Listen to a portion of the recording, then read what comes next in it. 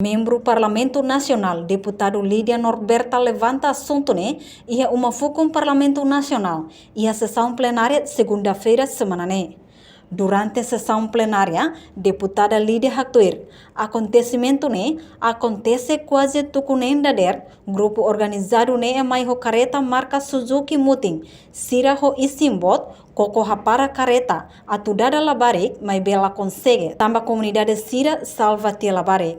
Presidente, a minha retorno lá a situação balu neve a comunidade Sira Liliu ia lorong dia 23 de março, ia fundador ia tuku nenda dersan 23 de quinta-feira da dersan. Ia tuku nenda dersan ia área Udilar, aldeia Vitabá. Ia careta rua, neve maka careta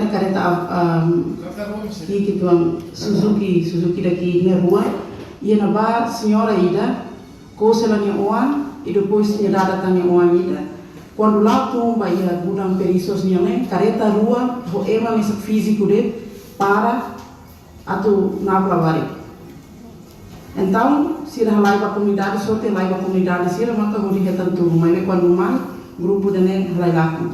E temos acontece ia fulang ira piuba ia aileu ia as parte dalam tu lailaku sloi carai ia parte sloi carai que bubur larang yang Nemos acontece nessa e o grupo balu nebe mak labari com sira e elo malara labari que com sira malara ela sira lá tama batuna então kita kata buat tidak nem intensidade na tu sai fala quando nema kami musuh autoridade competente se bele kari hari di dia agora da davne tamba buat tidak be na labari nene acontece afinal os emalawai det mak na labari buat ne latene se organizado kala mebe pente se bele hari vai dani Tamba agora da dama se modus ne balu za motor, balu careta organizado, sata mo ema físico ne bem externo.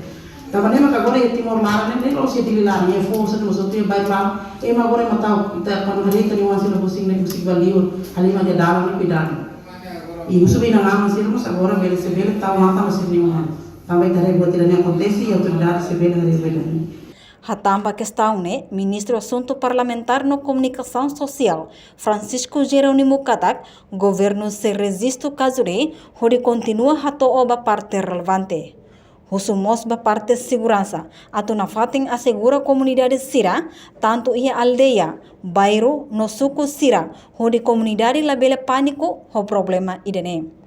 Além de husumos ba inang aman Sira, atu cuidado oan Sira, na fatin assegura oan Sira, labele husik Sira halimardok husi uma.